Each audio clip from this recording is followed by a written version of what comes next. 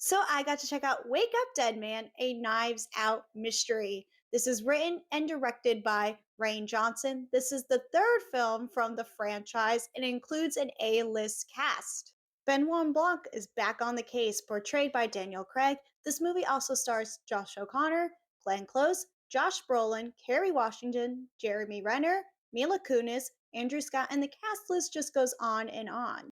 And I can definitely say, as someone who really wasn't a fan of the first one, really enjoyed the sequel and enjoyed this third film, this was a wonderful follow up. Wake Up Dead Man might be the most compelling story we have gotten from the franchise that is also filled with very funny dialogue and lots of twists and turns. While it's great to see Daniel Craig return to play the witty detective, it's ultimately Josh O'Connor who shines and just steals the show here.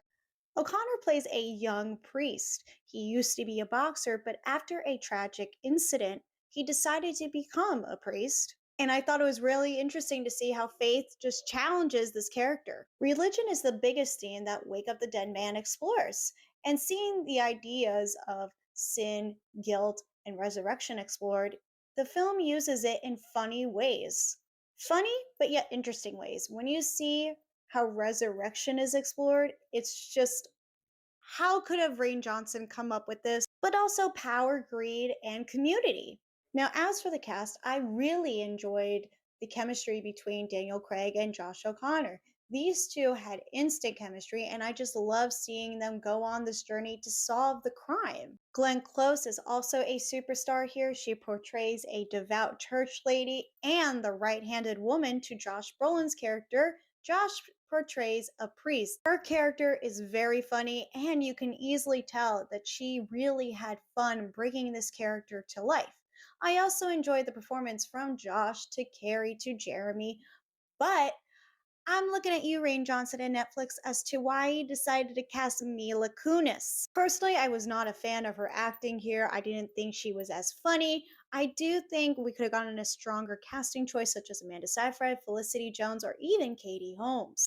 I know Mila has her controversies, but I haven't really been a fan of her performance work in a very long time. And clearly, Rain Johnson is at his best when he's directing mystery thriller comedies.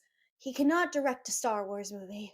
And it's great to see that this film takes more of a gothic turn, taking inspiration from Agatha Christie, who's been a big inspiration for these films, and Edgar Allan Poe. I feel pretty lucky that I got to see this early at a film festival, and I encourage you all to seek out Wake Up Dead Man if it's playing in a theater near you before it hits Netflix. Now, as for the future of the Knives Out movies, I know Rain Johnson is taking a break. I don't know if we'll ever get a fourth film. I'm sure we will. I think this will bring in the numbers Netflix is looking for. I encourage you all to seek this out. It's a fun time, and don't spoil the mystery for anyone.